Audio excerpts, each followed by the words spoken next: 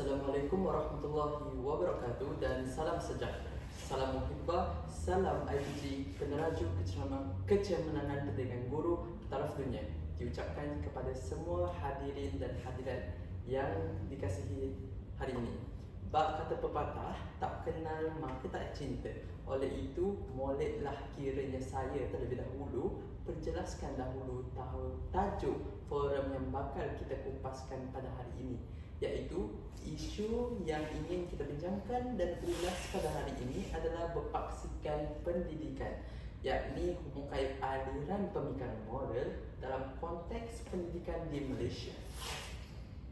Pendidikan bukan sahaja tentang pengetahuan akademik, malah juga tentang membentuk karakter dan nilai-nilai moral individu.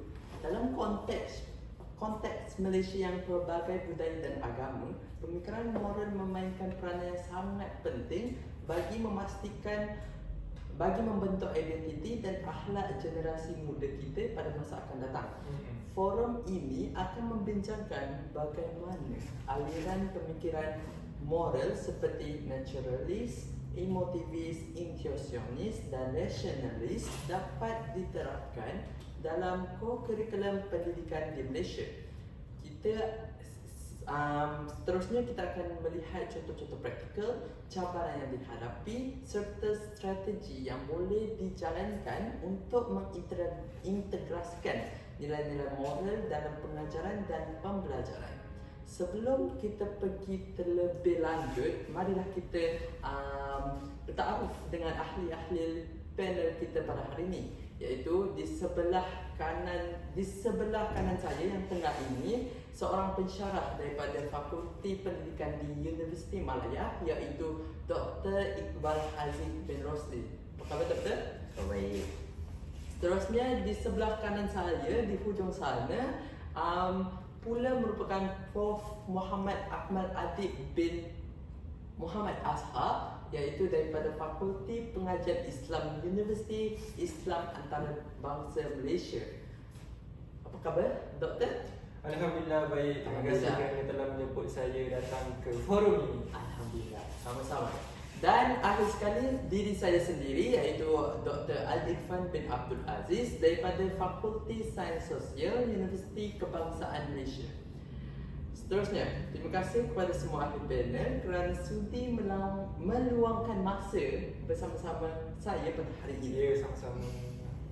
Okey, berbalik kepada tujuan forum kita pada hari ini, iaitu kita mulakan dengan Dr. Iqbal. Dr. Iqbal, pemikiran moral merupakan satu bentuk proses penilaian dan pertimbangan yang melibatkan nilai-nilai, norma, etika dan sebagainya dalam kehidupan seharian yang dapat membantu seseorang itu menganalisis atau membuat sesuatu keputusan dan tindakan dalam dirinya. Ia melibatkan kemampuan untuk membezakan antara yang baik dan yang buruk, betul? Moral. Okey. Serta memahami akibat dari pilihan yang diambil. Oleh itu, soalan pertama kepada Dr. Iqbal. Bolehkah doktor perjelaskan apa itu teori moral emotivis dan apa itu moral emotivis yang dikatakan terlebih dahulu dikatakan pada awal pembukaan kita tadi. Dipersilakan, Doktor. Okey. Bismillahirrahmanirrahim. Alhamdulillahirabbil alamin wassalatu wassalamu ala asyrafil anbiya'i wal mursalin wa ala alihi washabbihi ajmain. Baiklah, terima kasih pengerusi majlis Dr. Al-Irfan atas ulasan yang telah diberikan sebentar tadi. Jadi pertama sekali izinkan saya memberikan maksud atau definisi tentang teori emotivis ini. Baiklah. Jadi kalau kita lihat teori emotivis ni, dia merujuk kepada satu aliran dalam bidang etika dan falsafah yang menekankan bahawa emosi dan perasaan dan juga memainkan peranan utama dalam pengambilan keputusan moral dan pembentukan nilai.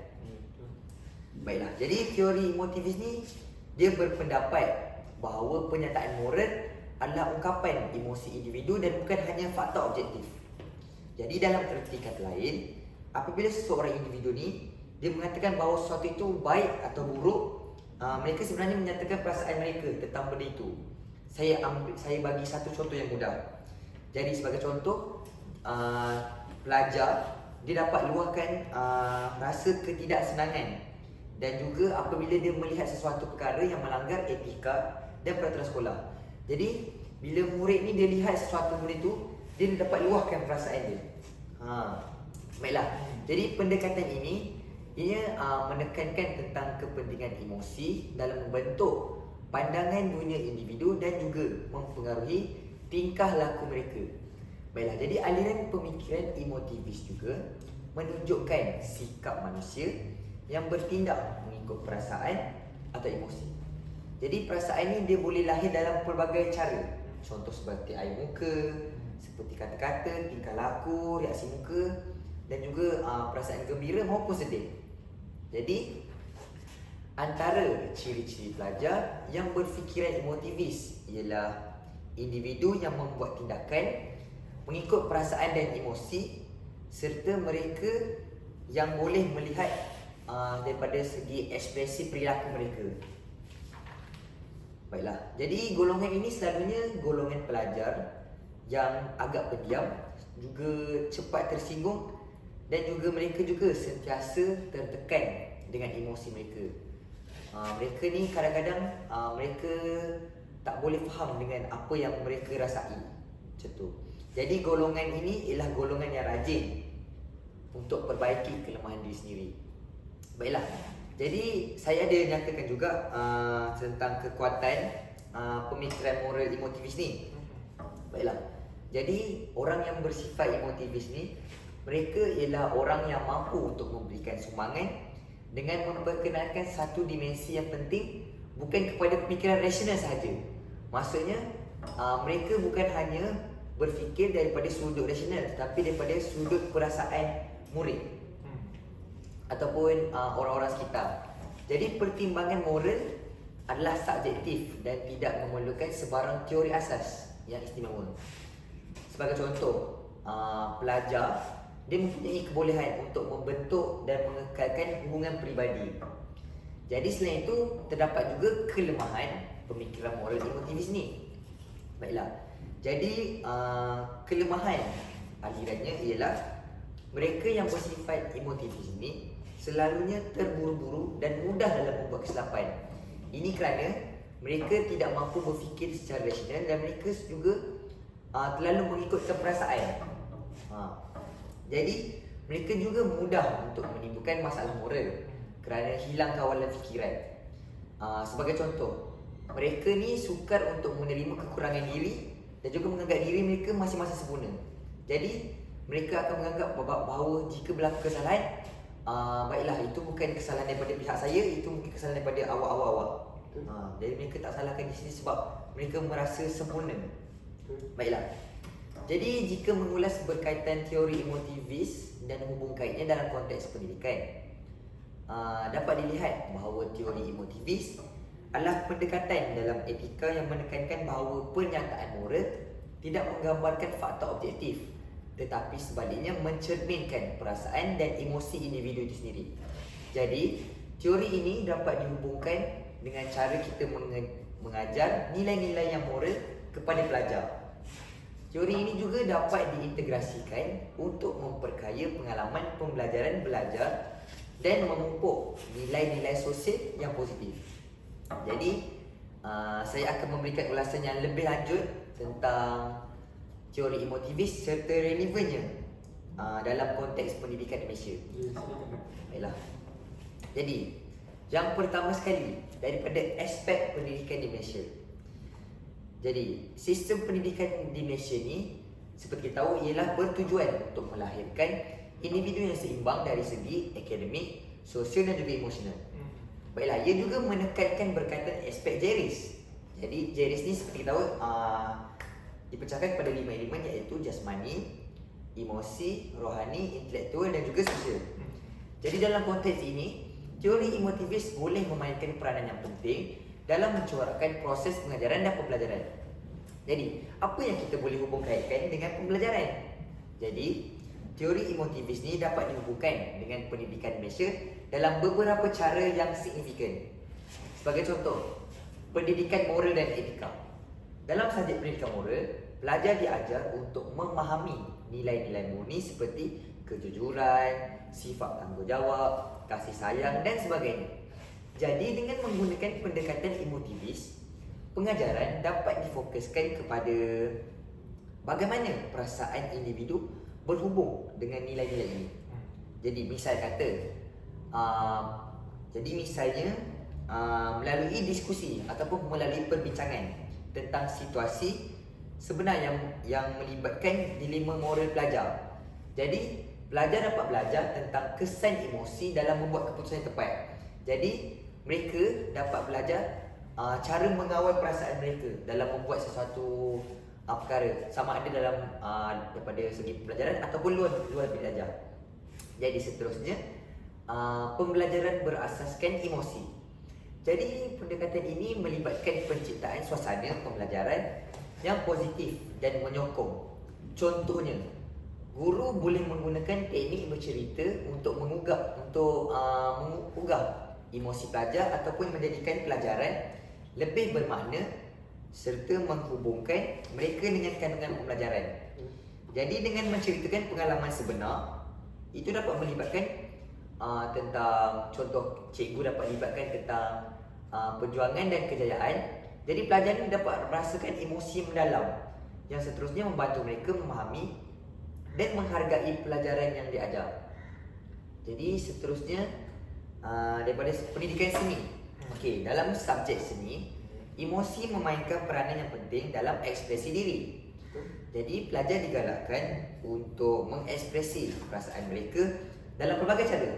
Jadi subjek seni ni dia cikgu boleh bagi diorang pelbagai ruang untuk luahkan emosi diorang. Contohnya seperti dalam bentuk seni lukisan ataupun boleh jadi seperti dalam muzik dan juga dalam lakonan teater. Jadi ini bukan sahaja meningkatkan kemahiran kreatif mereka, tetapi juga membantu serta membolehkan mereka dalam memahami dan mengawal emosi mereka dengan lebih baik. Jadi cabaran dalam pelaksanaan. Baiklah, dari segi cabaran pelaksanaan guru pula, terdapat beberapa cabaran dalam menerapkan teori emotivis dalam pendidikan Malaysia. Jadi salah satu cabarannya adalah norma dan budaya yang mengutamakan pencapaian akademik. Jadi pelajar daripada latar belakang keluarga yang menekankan pencapaian akademik, mereka mungkin akan merasakan beban ataupun mungkin mereka akan rasa stres ataupun dan berbagai-bagai isu lain. Jadi dalam suasana yang berorientasi ke peperiksaan, terdapat risiko bahawa aspek emosional dan nilai-nilai sosial akan diabaikan. Jadi sebagai contoh, pelajar-pelajar yang akan menduduki SPM ataupun UPSR, jadi mereka ni akan terbeban dengan tekanan-tekanan daripada pihak ibu bapa ataupun pihak lain lah yang akan menekan mereka untuk mendapatkan pencapaian akademik yang tinggi. Jadi aspek emosional harus dipandang dengan serius oleh setiap orang lah. Jadi seperti ibu bapa ni, mereka boleh juga menekankan tentang pencapaian akademik, tapi mereka perlu selarikan dengan supaya anak-anak mereka terkawal daripada segi aspek emosional. Selain itu, tidak semua guru-guru mungkin berkelayakan atau berpengalaman dalam mengintegrasikan elemen emosional dalam pengajaran mereka. Jadi terdapat mungkin beberapa segelintir guru lah yang saya boleh katakan yang mereka hanya fokuskan kepada pelajaran. Jadi mereka banyak mengabaikan tentang emosi pelajar. Jadi itu dapat memberikan kesan lah kepada pelajar-pelajar. Jadi secara keseluruhannya, teori emotivis mempunyai potensi yang besar untuk memperkaya pendidikan di Malaysia. Jadi dengan memberi penekanan kepada emosi dan perasaan dalam proses pembelajaran, kita dapat membentuk pelajar yang lebih empatik dan juga bertanggungjawab serta beretika. Jadi adalah penting bagi pendidik dan penggubal dasar untuk mengiktiraf kepentingan aspek emosional dalam pendidikan serta mencipta suasana yang membolehkan pelajar belajar dan berkembang secara holistik. Jadi pendekatan ini, pendidikan Malaysia dapat menghasilkan individu yang bukan sahaja cemerlang dari segi akademik tetapi juga mempunyai nilai-nilai kemanusiaan yang tinggi. Jadi itu pendapat saya lah berkenaan topik yang kita bicarakan tentang hari ini. Jadi Terima kasih doktor.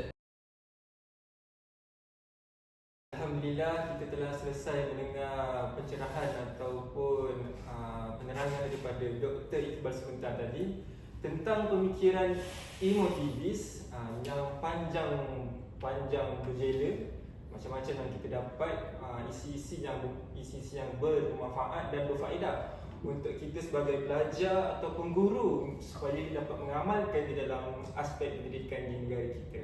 Oleh itu kita dapat meningkatkan tahap pendidikan kepada tahap yang lebih tinggi agar boleh bersaing dengan negara-negara luar yang maju. Okey, seterusnya saya ingin mengajukan soalan kepada Dr. Al-Irfan berkenaan tentang teori naturalis. Okey, baiklah doktor. Okey, jadi sebelum tu saya nak katakan yang pemikiran moral ini merupakan satu bentuk proses penilaian dan pertimbangan yang melibatkan nilai-nilai, norma dan prinsip etika dalam membuat keputusan ataupun sesuatu tindakan. Betul doktor? Betul. Okey, jadi ianya melibatkan kemampuan untuk membezakan antara yang baik dengan yang buruk, serta memahami akibat daripada pilihan yang diambil oleh seseorang tersebut.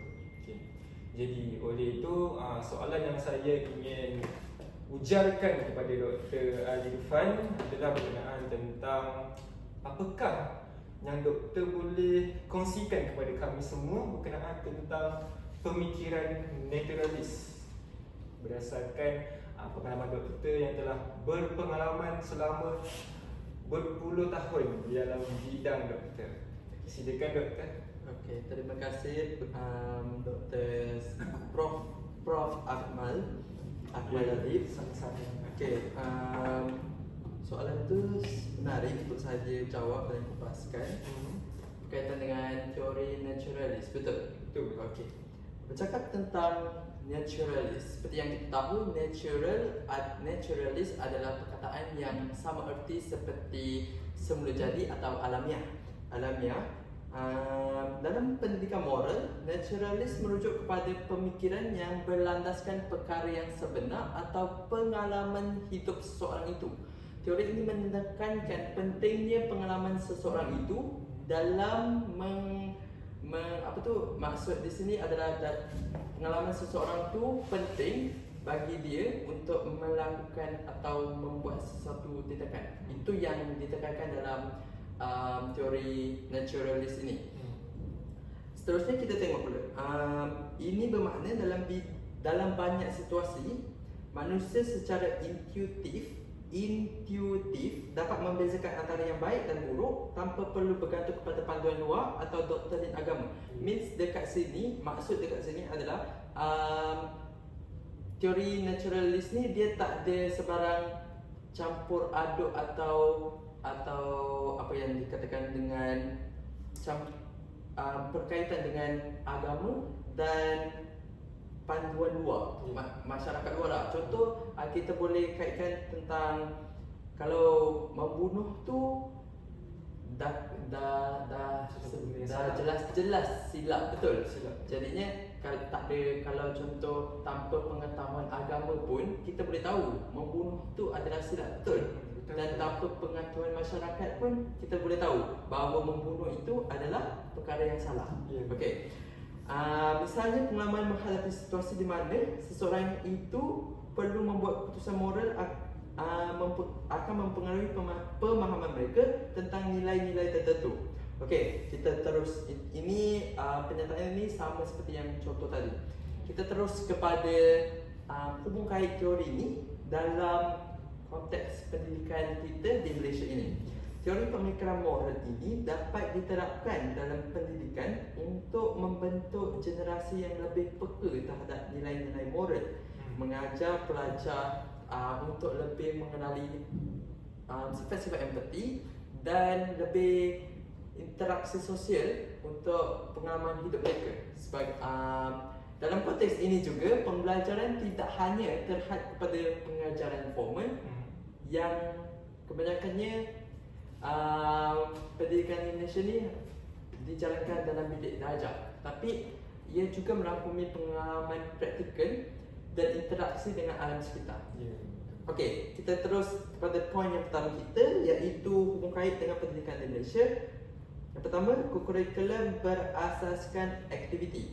Seperti yang kita tahu, di Malaysia pendidikan adalah di bawah Kementerian Pendidikan Malaysia, betul? KPM.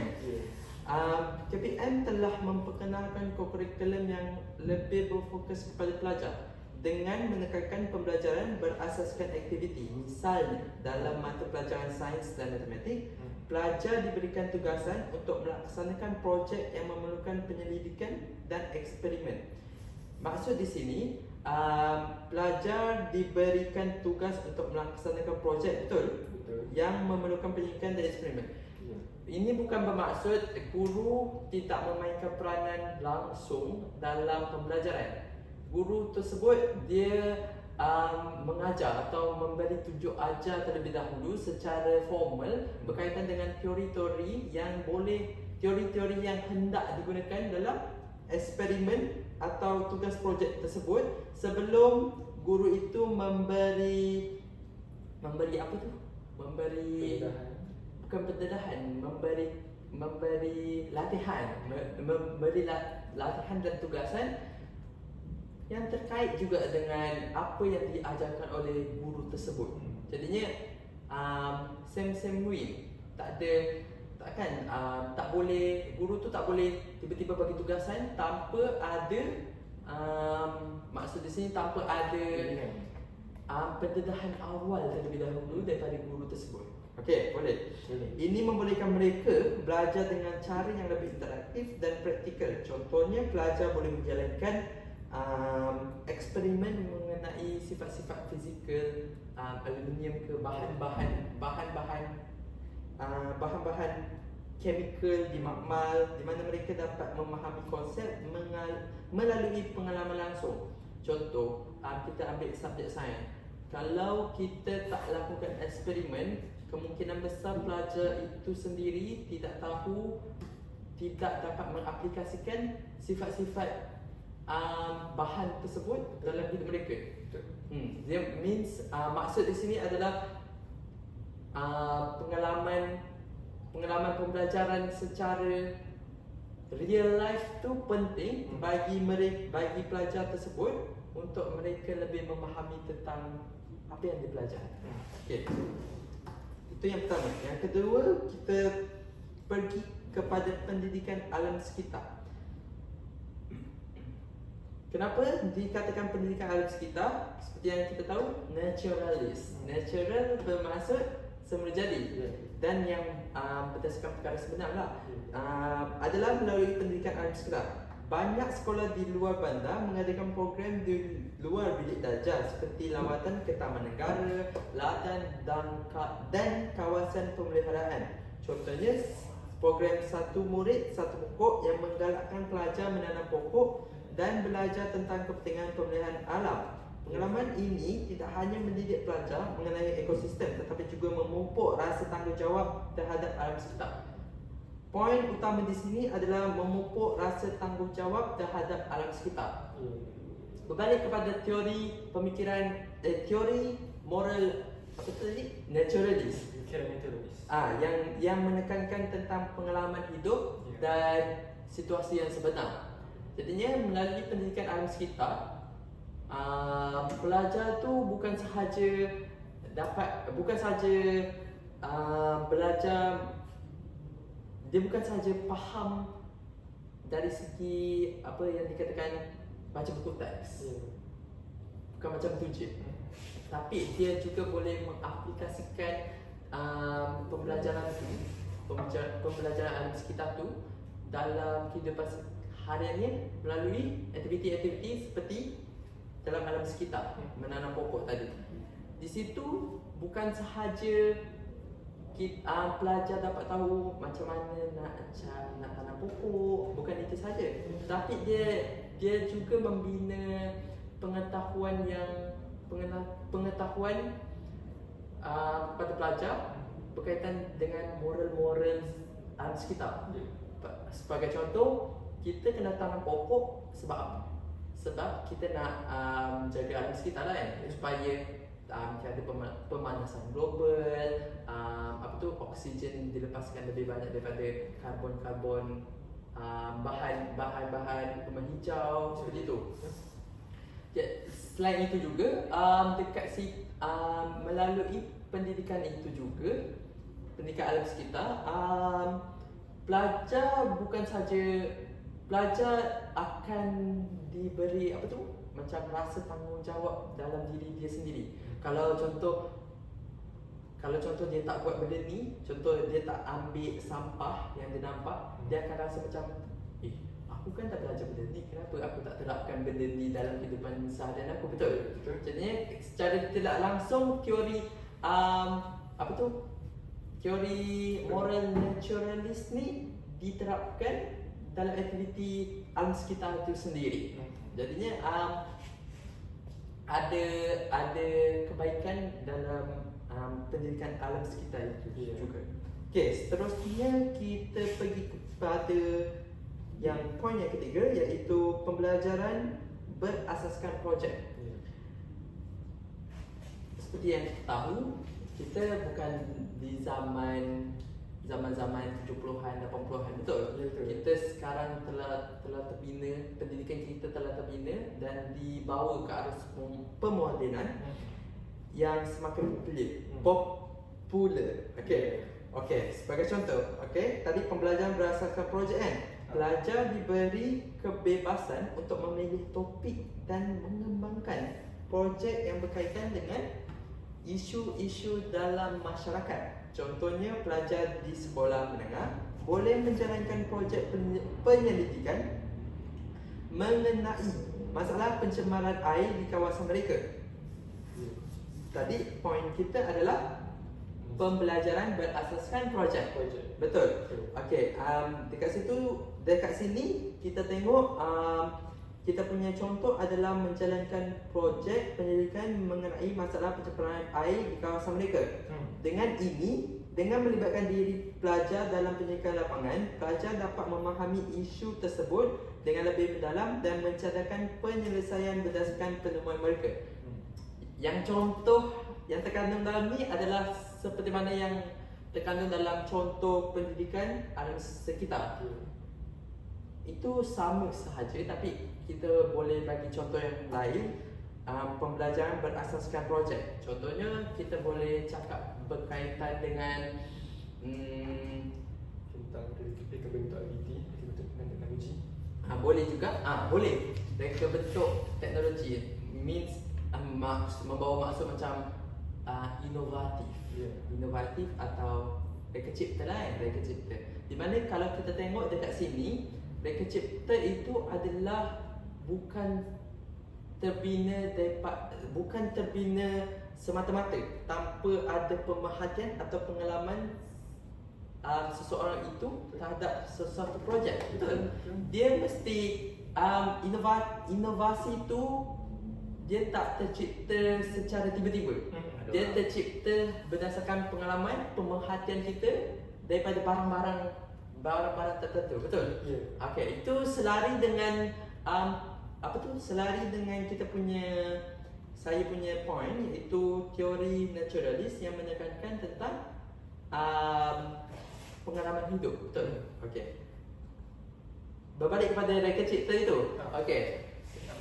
Kita cakap pasal reka cipta. Kita andaikan berkaitan dengan kerusi atau meja.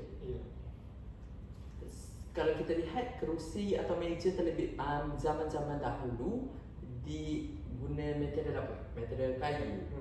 Jadinya perkara itu kalau masa sekarang kita kena tebang pokok kayu tu kan dari alam sekitar. Jadinya tak relevan lagi digunakan sekarang. Dan kayu itu sendiri boleh reput. Betul. Jadinya hasil pemerhatian atau pengalaman kita kita cadangkan arkitek atau engineer yang buat kerusi tu, dia akan tengok satu persatu dan akan mencadangkan apa yang boleh diperbaiki untuk dapatkan kerusi yang lagi bagus kan. Betul tak? Betul. Daripada pengalaman tu, dia dapat hasilkan kerusi yang lebih efisien, lebih ekonomik dan lebih selesa berdaya saing semua. Ya. Tapi kalau contohnya tanpa pengalaman atau pemerhatian engineer tu daripada kerusi-kerusi lama, adakah dia boleh membina sesuatu kerusi yang lebih berkualiti tinggi?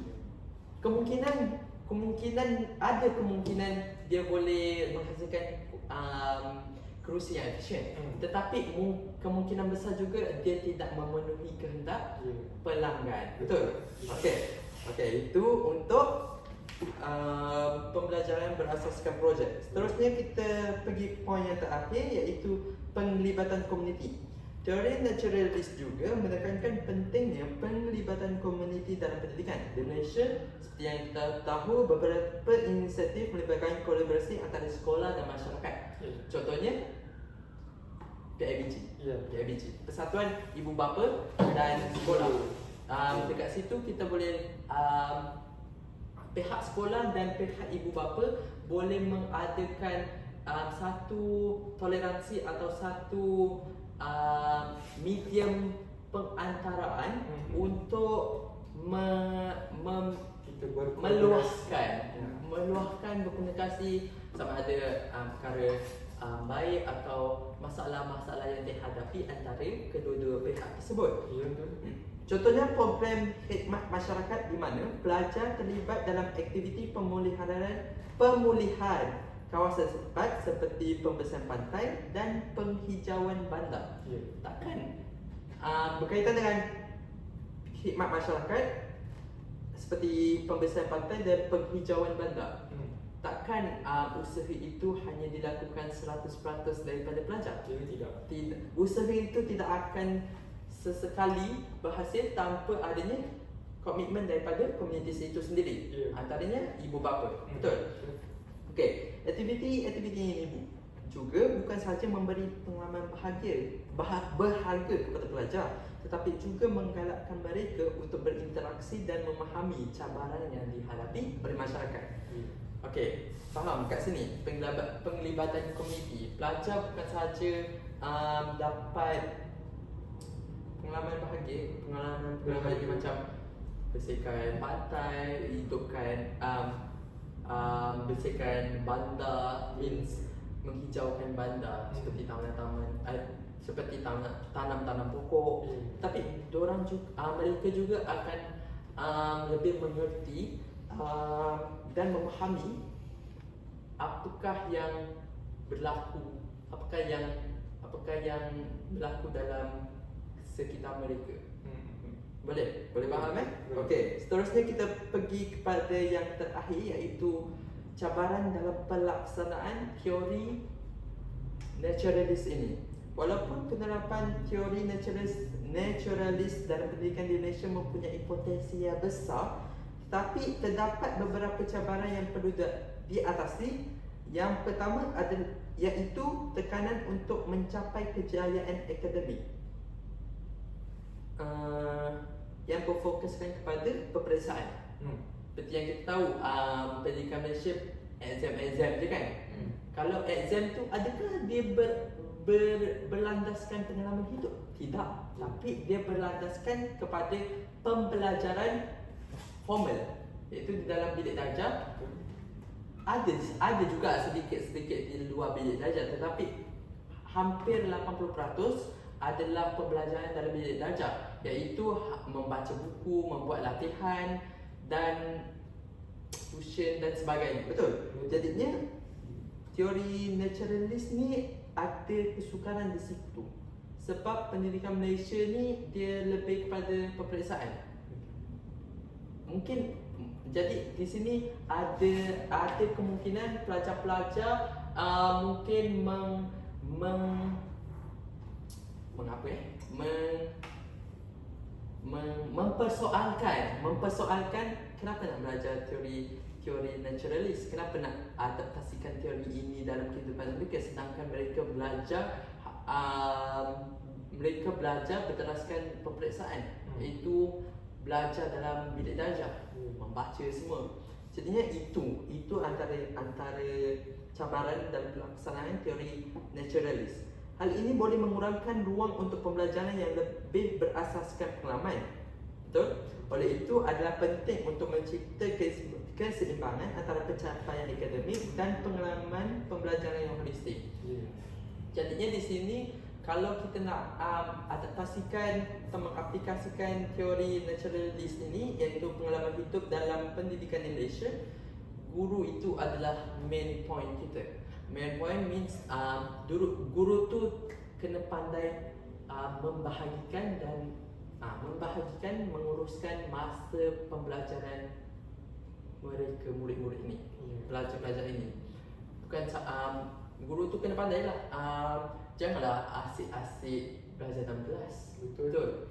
Sekali-sekala mungkin boleh jadi sukarelawan. Ya, nanti murid akan bosan. Ya, betul. Dalam kelas saja. Siapa je tak bosan duduk dalam kelas. Lepas tu mungkin kalau murid dah bosan, dah tahu guru ni, dah tahu murid-murid ni dah bosan, janganlah tambah bosannya lagi. Buat aktiviti lain, betul. Pergi keluar bilik darjah.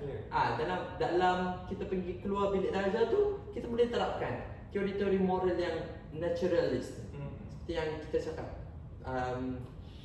awal tadi. Saya rasa itu saja berkaitan dengan apa yang saya boleh katakan dengan teori naturalist ini, Doktor.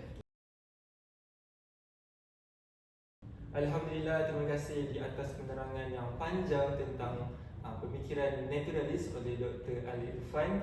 Semoga perkongsian daripada Dr. Irfan ini akan dimanfaatkan oleh warga pendidik di seluruh pelosok negara ini. Terima kasih. Saya serahkan seterusnya kepada Dr. Iqbal. Okey, baiklah. Jadi terima kasih Dr. Adib atas apa yang diberikan kepada saya. Okey, baiklah. Jadi kita akan pergi ke soalan yang seterusnya tentang pemikiran moral yang ketiga. Jadi tadi kita sudah borakkan tentang emotivis. Betul. Saya sudah borakkan tentang emotivis dan juga Dr. Alifan sudah borakkan tentang naturalis. Baiklah.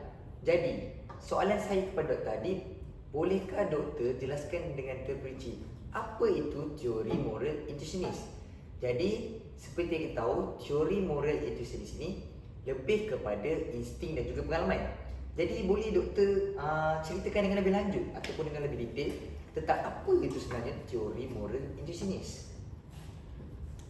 Terima kasih Dr. Iqbal kerana menanyakan soalan yang saya sifatkan soalan yang menarik untuk saya kupaskan pada hari ini kepada anda semua.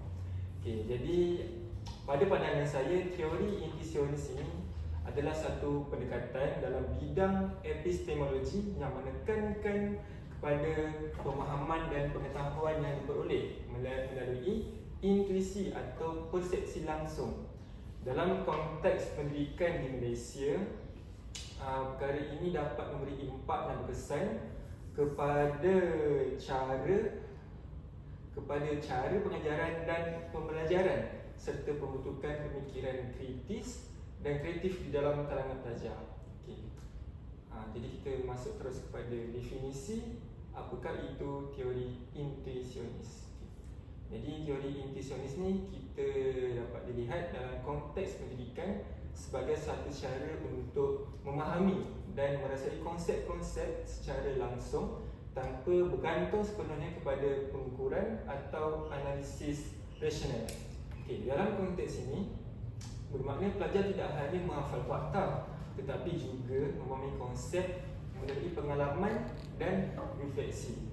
Jadi untuk kita pakai bahasa yang lebih mudah, seseorang pelajar itu dia tidak bergantung kepada fakta saja untuk menyelesaikan sesuatu masalah ataupun isu, tetapi pelajar tersebut boleh menggunakan dia punya intuisi untuk menyelesaikan masalah itu berdasarkan pengalaman yang pernah dilaluinya untuk mendapat sesuatu jawapan. Okay. Dalam konteks lain pula, kita tahu kita boleh mempercayai seseorang walaupun kita baru pertama kali menemui orang itu. Betul tak Dr. Iqbal? Betul kan? Setengah orang merasakan mereka tahu perkara seperti ini.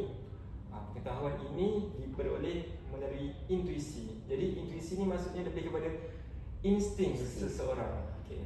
Perkataan intuisi berasal daripada perkataan Latin yang membawa maksud saya memandang tepat kepada sesuatu. Ianya merupakan satu proses melihat atau memahami secara intelektual. Okay, jadi menurut pandangan intuisionis, pengetahuan ini boleh diperoleh melalui fahaman ataupun pengertian secara langsung. Jadi aliran pemikiran ini juga merujuk kepada satu proses melihat dan memahami secara spontan. Ianya tidak ada dalam konteks formal. Ianya berlaku secara spontan dalam kehidupan semula jadi seseorang itu. Okay. Aliran ini ada kaitannya dengan gerak hati kita. Macam yang tadi saya tekankan tadi, kan dia insting. Okay. Jadi dia selari dengan gerak hati kita. Okay, dengan itu, tindakan seseorang individu itu yang berfikiran intuisionis adalah berlandaskan apa yang dirasai di dalam hatinya. Orang tua yang bijak telah mengalami 1001 pengalaman hidup. Oleh itu, apabila mereka menghadapi suatu masalah atau isu, mereka dapat menyelesaikannya. Pernah tak Dr. Iqbal pernah berjumpa dengan orang yang lebih tua?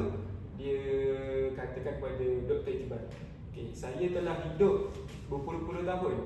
Jadi apa yang saya lontarkan hari ini seharusnya diterima oleh golongan muda kerana saya lebih makan banyak garam daripada orang muda. Pernah tak? Betul. Itu salah satu benda yang saya ambil contoh pakcik saya. Pakcik saya kadang kalau saya buat sesuatu, pakcik saya mesti akan nasihat saya kalau apa-apa. Ya, betul. Okay, jadi kalau kita dapat katakan dengan kata lain, pemikiran intuisionis ini juga sejenis pengetahuan yang lebih tinggi dan berbeza daripada yang diperoleh secara individu. Aliran pemikiran ini juga boleh dikaitkan dengan pemikiran spontan sediakan. Kemunculan idea yang secara tiba-tiba dalam memberikan tafsiran terhadap sesuatu perkara boleh dikaitkan dengan aliran pemikiran ini. Selain itu juga, intuisionis ini juga boleh dikatakan ialah sebuah fahaman ataupun pengertian secara langsung. Ianya juga suatu proses melihat dan memahami secara intelektual. Tindakan yang dibuat oleh individu intuisionis adalah berlandaskan kepada apa-apa yang dirasai dalam hati kecilnya tanpa memikirkan akibat, kualiti dan kesannya. Okay, jadi pemikiran intuisionis ini juga mempunyai sejenis pengetahuan yang lebih tinggi dan berbeza daripada yang diperoleh secara individu. Okay, ianya juga dikaitkan dengan pemikiran spontan dan celiakan. Okay, oleh itu, mereka yang mengamalkan pemikiran intuisionis ini akan cepat dalam membuat keputusan sebab dia dah berpengalaman. Okay, jadi kalau nak membuat keputusan itu, dia tidak memerlukan masa yang begitu lama untuk membuat satu keputusan dengan tepat. Okay, bukan itu saja, mereka juga mengaitkan pengalaman dan pengetahuan sedia ada mereka di dalam sesuatu keputusan tersebut. Okay, dalam temu bual bicara kita pada hari ini, kita akan mengaitkannya pemikiran intuisionis ini dengan aspek pendidikan di Malaysia. Betul tak? Betul. Okay, dalam sistem pendidikan di Malaysia terdapat berbagai pendekatan pengajaran yang digunakan di seluruh sekolah-sekolah, terutamanya di bawah kelola Kementerian Pendidikan Malaysia. Okay, termasuk pembelajaran berasaskan projek, pembelajaran pengalaman dan pembelajaran kooperatif. Pendekatan ini seiring dengan prinsip teori intuisionis di mana pelajar didorong untuk merasai dan mengalami pengetahuan secara langsung. Okay, jadi hubung kait yang kita boleh ceritakan di dalam bual bicara ini iaitu pengalaman praktikal. Okay. Jadi bagaimana pemikiran intuisionis ini boleh dikaitkan di dalam pengalaman praktikal di dalam konteks pendidikan. mengenai aktiviti luar bilik belajar. Belajar dapat belajar tentang konsep-konsep sains, matematik ataupun sejarah dengan lebih mendalam. Sebagai contoh, guru membuat lawatan ke muzium ataupun taman sains ataupun orang kata pusat sains dan kepentingan negara, membolehkan pelajar merasai dan mengalami pengetahuan secara langsung berbanding hanya belajar daripada buku teks saja. Jadi murid-murid yang pergi ke lawatan itu semestinya akan mendapat pengalaman baharu di dalam hidupnya. Jadi sekiranya murid-murid tersebut telah habis sekolah, kita cerita murid tersebut telah habis sekolah, dan murid tersebut bila berada di luar sana, dia meneroki sesuatu masalah ataupun isu berdasarkan pengalaman yang telah dia lalui sepanjang dia bersekolah. Dia akan gunakan pengalaman-pengalaman tersebut untuk menyelesaikan sesuatu masalah itu dengan berkesan tanpa memberikan masalah kepada dirinya. Jadi ternampak kat situ pengalaman praktikal ini bagaimana ianya telah memberikan sesuatu faedah dan manfaat yang besar kepada pelajar tersebut. Betul tak? Betul. Jadi maksudnya, contoh kalau murid tu dia dah pernah hadapi situasi tu, maksudnya bila dia hadapi situasi tu bila sekali ataupun yang lebih teruk, dia boleh lalu lah sebab dia ada pengalaman macam tu. Ya, betul. Jadi dalam soalan Dr. Iqbal tu, walaupun murid tersebut telah melalui masalah yang sama, lepas tu dia melalui masalah lagi yang sama, dia boleh menyelesaikan masalah itu dengan pemikiran intuisionisnya berdasarkan pengalaman yang pernah dia lalui. Jadi seterusnya kita masuk kepada hubung kait yang kedua yang kita boleh kaitkan dengan pemikiran intuisionis. Jadi seterusnya isinya ialah pembangunan kemahiran berfikiran kritis. Dalam kelas yang menggalakkan perbincangan dan refleksi, pelajar diberi ruang untuk mengemukakan pendapat dan idea mereka. Betul? Ini membantu mereka untuk membangunkan intuisi mereka, insting mereka dalam membuat keputusan dan menyelesaikan masalah. Sebagai contoh, dalam sesi sains, pelajar boleh diminta untuk merumuskan hipotesis dan mengujinya melalui eksperimen. Jadi kalau kita ambil contoh subjek sains, pelajar semestinya akan terlibat dengan aktiviti eksperimen sains di makna sains dengan cikgunya kan. Jadi berdasarkan eksperimen yang telah dia lalui, semestinya contoh dekat sekolah kita akan pernah melakukan eksperimen menghilangkan karat dekat paku. Betul tak? Betul. Betul. Jadi contoh dalam di dunia realiti sebenar, pelajar tersebut dia melalui masalah barangnya itu telah karat. Jadi berdasarkan pengalaman yang telah dilalui dan pengajaran yang telah diterima di sekolah, pelajar tersebut akan mengetahui untuk menyelesaikan masalah tersebut. Pelajar tersebut mungkin akan pergi ke kedai untuk membeli spray untuk mencairkan karat tersebut, ataupun menggunakan kaedah-kaedah lain yang telah diajarkan semasa di sekolah. Jadi pelajar tersebut semestinya akan dapat mengatasi masalah yang dia lalui. Betul tak? Betul. Itu hubung kait yang kedua. Sekarang saya masuk kepada hubung kait yang ketiga. Hubung kait yang ketiga ni, bagaimana pemikiran intuisionis ni di dalam aspek pendidikan melalui pembelajaran berasaskan masalah. Pendekatan ini sesuai dengan teori intuisionis kerana pelajar dihadapkan dengan masalah sebenar yang memerlukan mereka untuk berfikir secara kreatif dan untuk mencari penyelesaian. Misalnya, aktiviti yang melibatkan penyelesaian masalah berkaitan pergaduhan. Kita ambil pergaduhan ya. Mungkin di semasa di sekolah, pelajar tersebut telah mengambil subjek elektif pendidikan moral. Di dalam pendidikan moral ini, pelajar dididik untuk menjadi seorang individu yang baik akhlaknya, baik budi pekertinya, bagaimana untuk menyelesaikan sesuatu masalah dengan orang, membina hubungan yang baik. Jadi berdasarkan ilmu-ilmu yang telah dipelajari di sekolah, pelajar tersebut dapat memanfaatkannya di dalam kehidupan sebenar.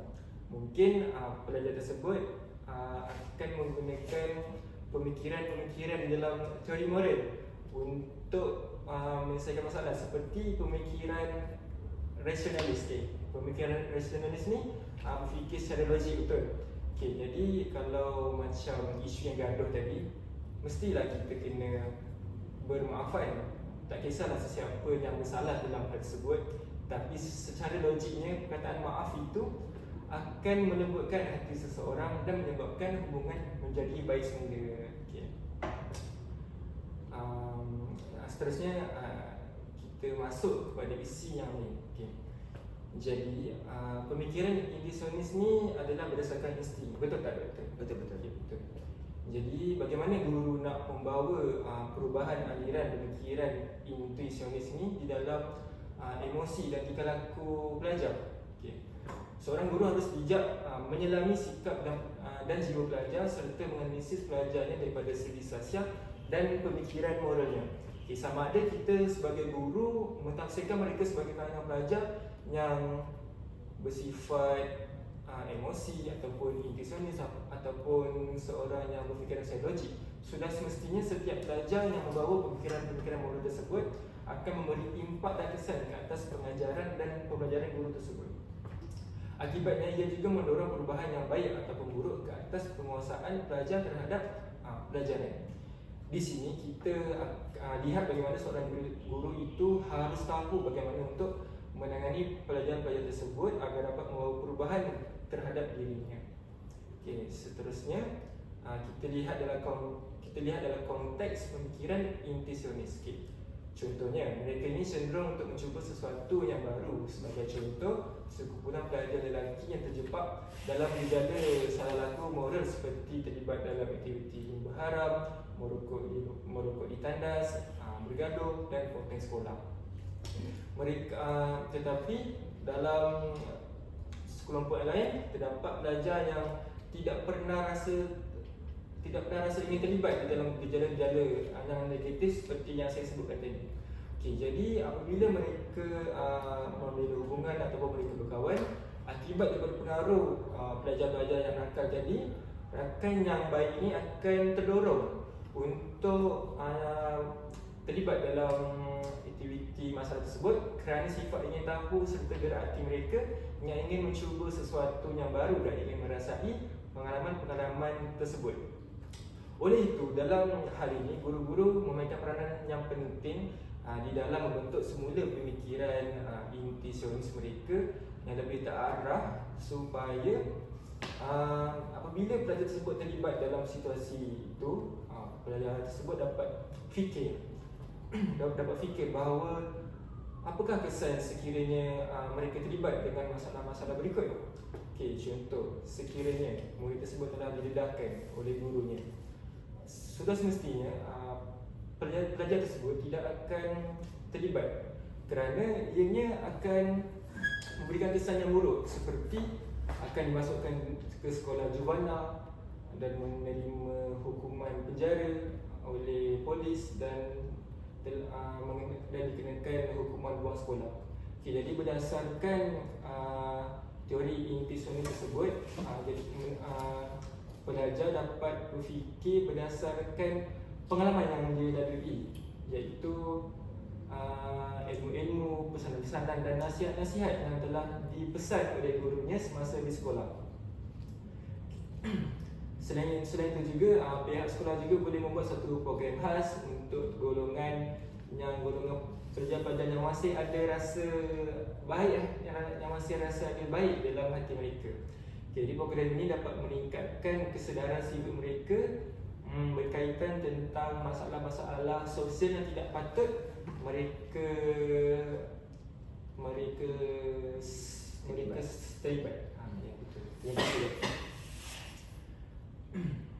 Jadi dalam konteks ini sebaliknya, berfikirlah terlebih dahulu sebelum membuat sesuatu keputusan, terutamanya golongan muda yang masih mentah dan masih tidak mempunyai pengalaman yang banyak dalam kehidupan. Tapi walau bagaimanapun, pemikiran intuisionis ini juga sangat bagus dalam aspek pendidikan, tetapi terdapat rintangan ataupun cabaran untuk dilaksanakan dalam konteks pendidikan. Okey, jadi apa yang saya boleh katakan dalam cabaran ini adalah walaupun terdapat banyak manfaat, terdapat juga masalah yang akan dihadapi di dalam konteks pemikiran intesionis. Okey, salah satu cabaran utamanya adalah kebergantungan kepada peperiksaan dan penilaian berasaskan hasil. Okey, jadi doktor, kalaulah pelajar itu mengamalkan pemikiran intesionis di dalam peperiksaan mereka dan tidak mengamalkan dan tidak menekankan fakta untuk menjawab peperiksaan, adakah pelajar tersebut dapat menjawab peperiksaan dengan baik? Tak. Mungkin tidak. Betul lah, semestinya tidak. Macam mana nak jawab periksa berdasarkan pengalaman? Mestilah berdasarkan fakta dan isi-isi yang tepat untuk mendapat markah yang tinggi agar dapat lulus dalam peperiksaan. Kebiasaannya masalah ini berlaku di kelas-kelas minta maaf doktor, di kelas-kelas yang belakang, yang murid-muridnya tidak begitu mahir dalam pelajaran. Mereka akan menggunakan pemikiran intesionis ini untuk mereka menjawab segala soalan-soalan dalam peperiksaan.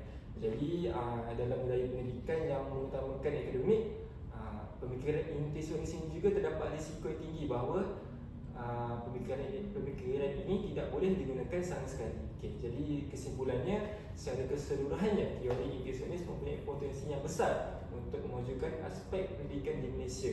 Okay, dengan menggalakkan pelajar untuk belajar menerusi pengalaman dan intuisi, kita dapat membentuk generasi yang lebih kreatif dan berfikiran kritis. Adalah penting untuk kita sebagai guru ataupun pendidik dan pengubah dasar untuk terus menerapkan pendekatan ini dalam pengajaran mereka serta memastikan bahawa sistem penilaian juga mencerminkan nilai-nilai pembelajaran yang lebih holistik. Okay, terima kasih doktor di atas soalan itu. Saya telah menerangkan secara mendalam ataupun kurang, saya minta maaf. Okay, terima kasih doktor. Alhamdulillah, terima kasih Doktor sampai di situ Dr. Akmal Adi atas penjelasan yang sangat jelas dan bermanfaat tentang apa yang dikatakan dengan teori Pemikiran intuition.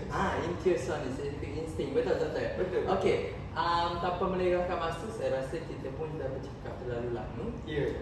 Kita kesuntukan masa, kita pergi seterusnya kepada soalan yang terakhir, iaitu berkaitan dengan teori rasionalis. Ya, teori. Okey, kita tanya terlebih dahulu, kita bahagikan pendapat kita berkaitan dengan teori rasionalis ini dalam 3 bahagian. Itu saya, Dr. Iqbal dan Prof. Adi. Ya, betul. Okey, kita tanya dulu pandangan Dr. Iqbal kita sendiri. Apakah itu teori rasionalis dan bagaimana teori ini dapat dihubungkan dengan konteks pendidikan di Malaysia? Silakan. Okey. Baiklah. Jadi pemikiran rasionalis ni ialah merujuk kepada pendekatan yang menekankan penggunaan akal dan juga logik dalam memperoleh pengetahuan serta dalam membuat keputusan. Jadi pemikiran rasionalis ni dia menekankan pelajar ataupun individu lah untuk berfikiran secara logik. Maksudnya ialah bersifat abstrak. Okey, saya bagi satu contoh yang mudah. Baiklah. Di depan saya ini ada kertas. Apa yang membuktikan saya ada kertas? Saya ada bukti. Ini. Jadi ini adalah satu benda yang logik. Ya. Baiklah. Jadi contoh kalau saya kata tadi saya baru saja makan nasi lemak. Okay. Jadi apa yang membuktikan saya makan nasi lemak? Mana bahan bukti? Jadi tidak logik. Jadi itu ialah salah satu contoh yang mudah lah saya boleh bagi. Ya. Baiklah. Jadi dalam konteks pendidikan pula, pemikiran ni ialah satu benda yang memupuk pelajar untuk berfikir secara kritis, menganalisis maklumat dan juga membuat pertimbangan yang berasas. Jadi murid-murid ni mereka akan, bila mereka belajar tentang teori rasionalis ni, mereka akan belajar tentang menganalisis maklumat. Jadi mereka akan dapat menentukan menentukan tentang maklumat itu benar ataupun tidak benar. Baiklah, jadi dalam sistem pendidikan Malaysia, penerapan pemikiran rasionalis sangat penting untuk membentuk individu yang bukan sahaja cerdas secara akademik, tetapi juga mampu untuk menangani cabaran global yang semakin kompleks.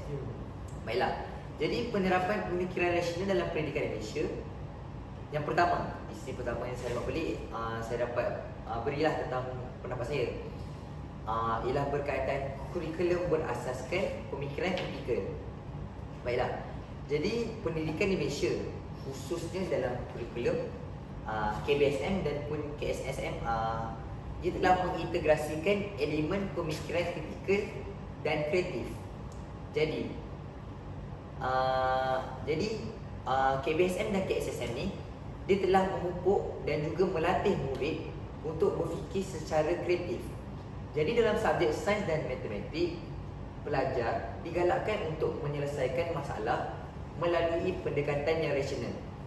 Jadi subjek-subjek seperti sains dan matematik ni ialah sesuatu perkara yang bersifat logik ataupun bersifat memerlukan pemerhatian, betul? Jadi dia perlukan kita perlu menganalisis, kita perlu lakukan pemerhatian lah, ataupun eksperimen. Jadi pelajar ni dia perlu gunakan pemikiran rasionalis untuk menyelesaikan suatu masalah lah. Jadi kalau kita gunakan pemikiran rasionalis ni dalam subjek seperti bukan selain daripada matematik dan sains seperti PM, seperti bahasa Melayu dan juga bahasa Inggeris, ia sepertinya agak sesuai sebab ia memerlukan kita untuk berfikir secara kadang-kadang luar daripada rasionalis, betul? Kerana kita perlukan fiction dalam kita membina karangan. Jadi pemikiran rasionalis sesuai untuk pelajar dan juga penting untuk subjek sains dan matematik. Jadi misalnya dalam pengajaran matematik, guru boleh mendorong pelajar untuk meneroka pelbagai kaedah penyelesaian untuk satu masalah yang sama. Jadi kalau kita lihat sekarang, kita ada pelbagai cara. Contoh, kita ada satu soalan matematik.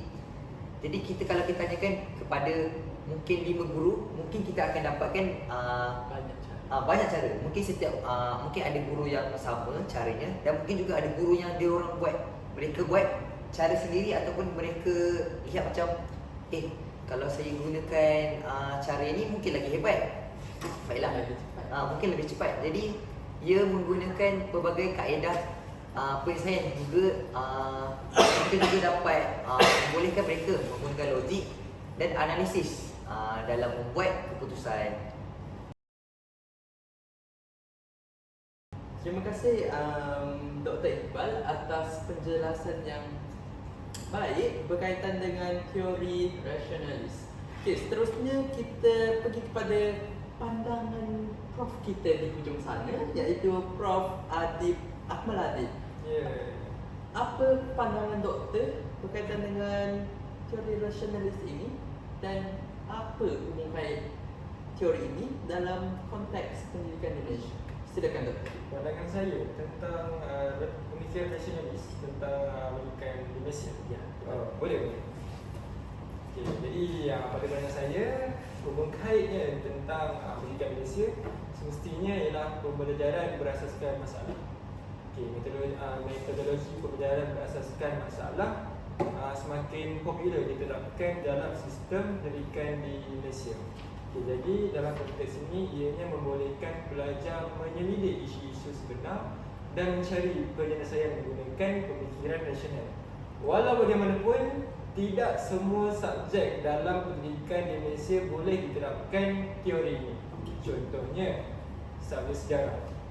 Kita tidak boleh menerapkan subjek rasionalis dan berfikiran secara logik, sebab ianya melibatkan sejarah dan fakta dan memerlukan isi yang tepat supaya sejarah itu tidak diputarbalikkan oleh pihak-pihak yang tidak bertanggungjawab. Pada pandangan saya, tetapi ada juga subjek yang masih bersesuaian. Contohnya subjek pendidikan kesihatan. Pendidikan kesihatan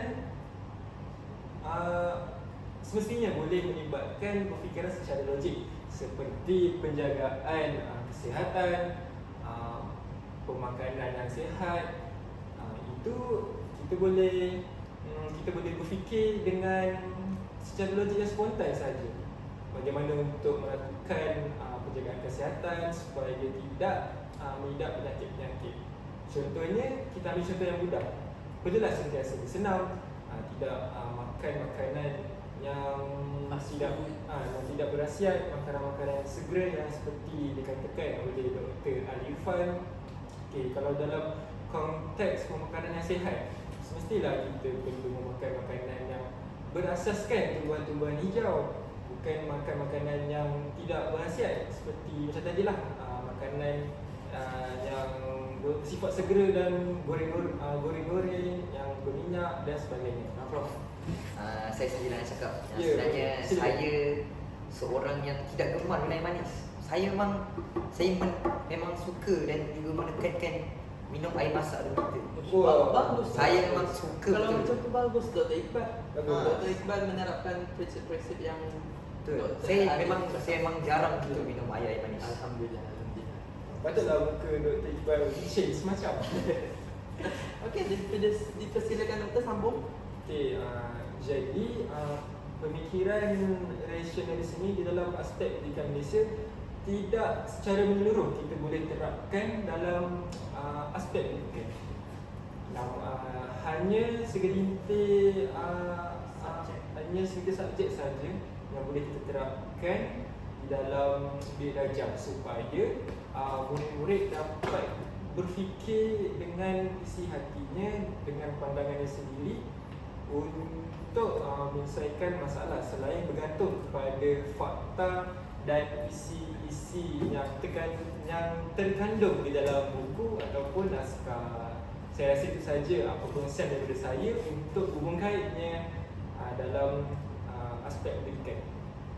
Terima kasih Dr. Adib atas penjelasan dan pandangan beliau tentang teori rasionalis tadi yang dianggap memberi manfaat yang bagus terhadap Dr. Iqbal sendiri. Terima Okey. kasih.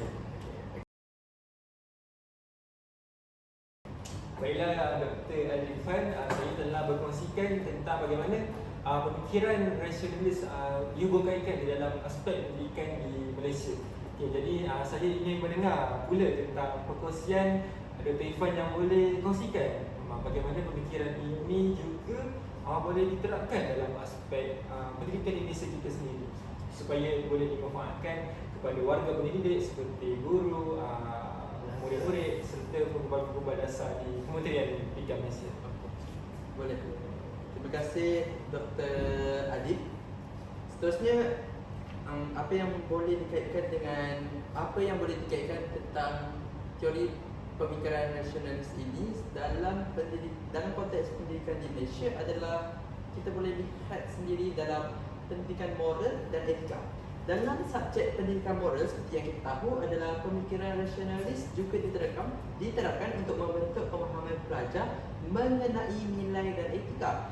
Pelajar diajar untuk menilai situasi daripada pelbagai sudut, memahami akibat tindakan mereka dan membuat keputusan berasaskan nilai-nilai yang diterima. Poin yang pertama adalah menilai situasi daripada pelbagai sudut. Seperti yang kita tahu, rasionalis adalah logik. Betul. Jadinya dalam pendidikan moral dan etika, pelajar tu sendiri diajarkan untuk diajarkan untuk melihat daripada pelbagai sudut pandang manusia ke pandang apa-apa sahaja. Okey, contohnya kita tidak boleh, senang cerita, kita tak boleh judge atau menghukum dari pandangan kita sahaja. Kita kena tengok juga pandangan orang lain. Sebab mungkin kita pada diri kita sendiri, pada diri saya, benda itu dianggap salah dan tidak logik. Tetapi mungkin pada diri orang lain atau doktor sendiri, perkara itu ada logiknya. Betul? Okey, seterusnya kita memahami akibat tindakan mereka.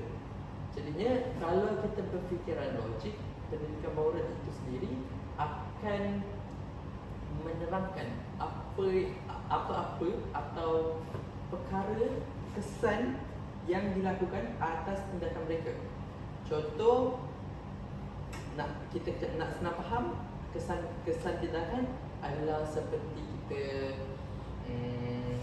melakukan kesalahan disiplin di sekolah, seperti ponteng kelas, membawa phone. Seperti yang kita tahu, kalau ikut logik, apa yang pelajar tu kena? Mesti akan dihukum oleh cikgu disiplin. Betul. Ya. Perkara itu adalah logik akal kita sahaja, bukan logik akal kita sahaja. Kita boleh berfikir dengan logik akal kita. Tak perlu perkara itu tidak perlu dipikirkan terlalu mendalam. Tak payah complicated sangat fikir. Kita dah tahu dah apa tindakan, apa kesan perkara yang kita lakukan itu terhadap diri kita dan orang lain. Betul. Okey, seterusnya, membuat keputusan berasaskan nilai-nilai yang diterima. Sama juga dengan kesan yang tadi, kita kena faham kesan dulu dan baru kita buat kita punya keputusan. Okey. Contohnya, dalam membicarakan isu-isu sosial seperti penderaan atau pencemaran alam, pelajar diajar untuk menganalisis implikasi moral dan etika dari tindakan yang diambil. Betul. Penderaan. Kat sini kita dapat melihat pelbagai sudut. Adakah perkara ini betul, salah? Okey.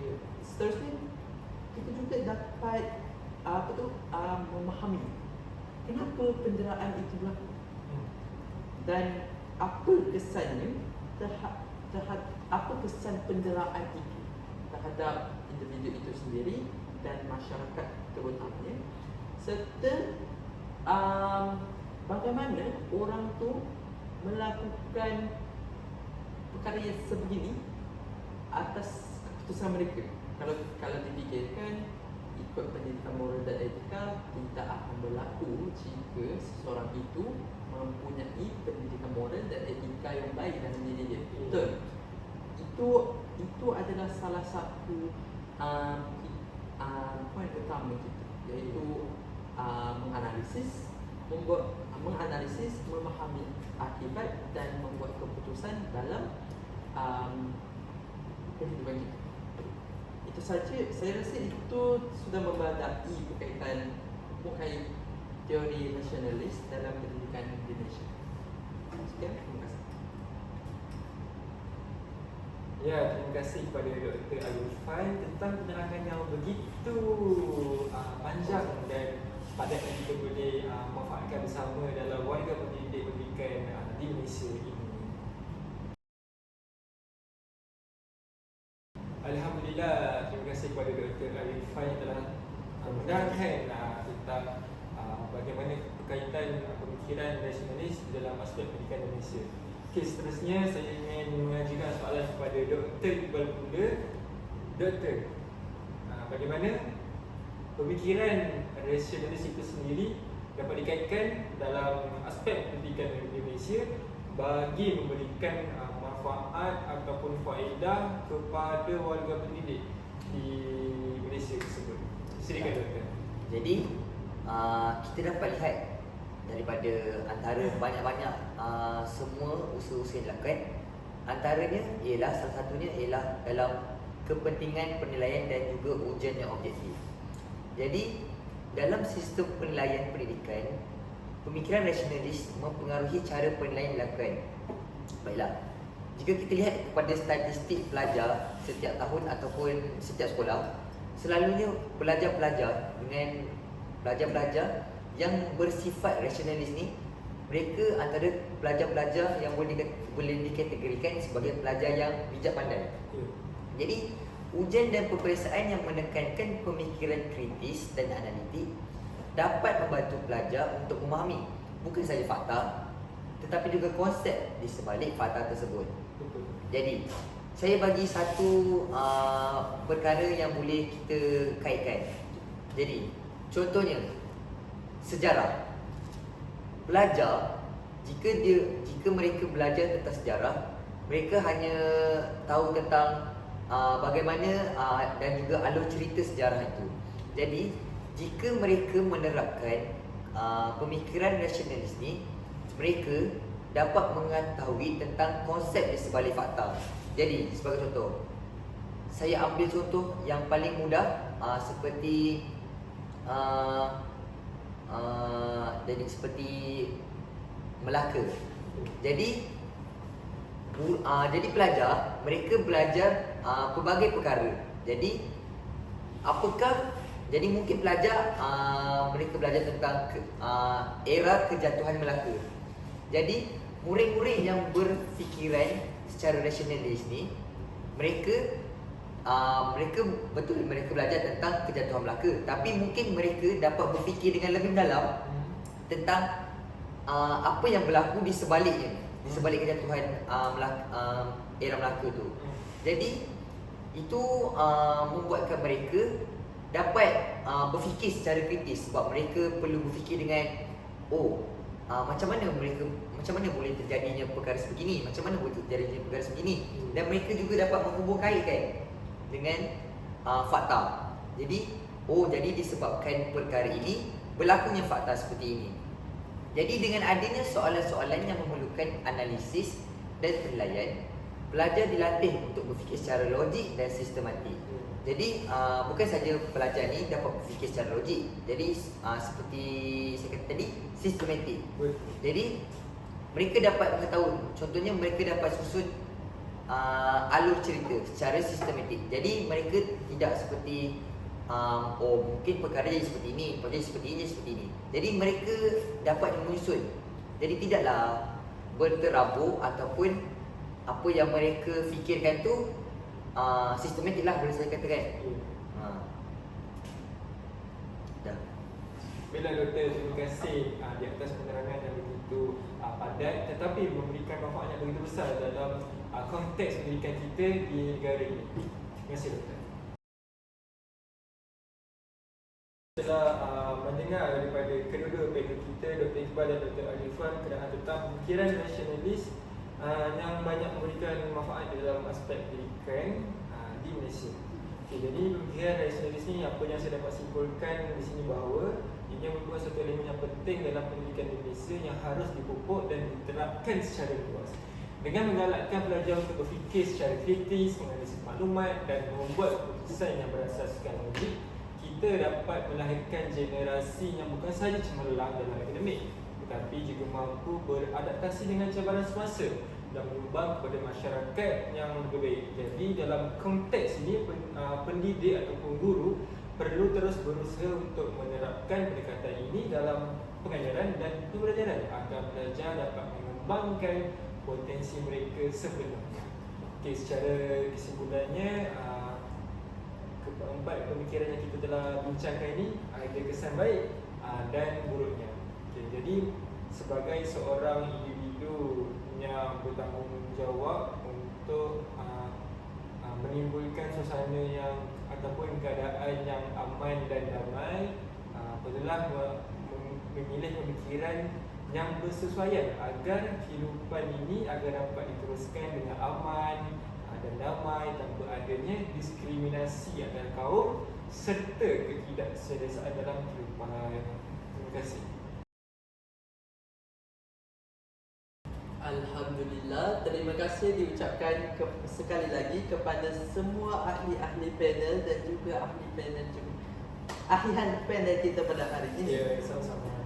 Nampaknya masa pun tidak mengizinkan kita dan kita telah berada pada akhir-akhir forum kita ini. Dengan itu adalah diharapkan agar perbincangan kita ini seperti tadi telah berjaya menjernihkan yang keruh dan menerangkan yang kelam berkaitan tentang 4 pemikiran model dengan kemungkinan berkaitan dengan konteks pendidikan di Malaysia. Ya, betul. Ingin saya labuhkan tirai kita pada hari ini dengan serangkap pantun. Sebelum itu pohon berangan tempat bertemu, girangnya rasa si anak darah. Baliklah tuan membawa ilmu, binalah bangsa membangunkan negara. Bunga dedap di atas para anak dusun pasang pelita. Ya. Kalau tersilap tutur bicara, jemari disusun, maaf diminta. Itu sahaja daripada kami. Sekian, terima kasih dan jumpa lagi. Assalamualaikum warahmatullahi wabarakatuh.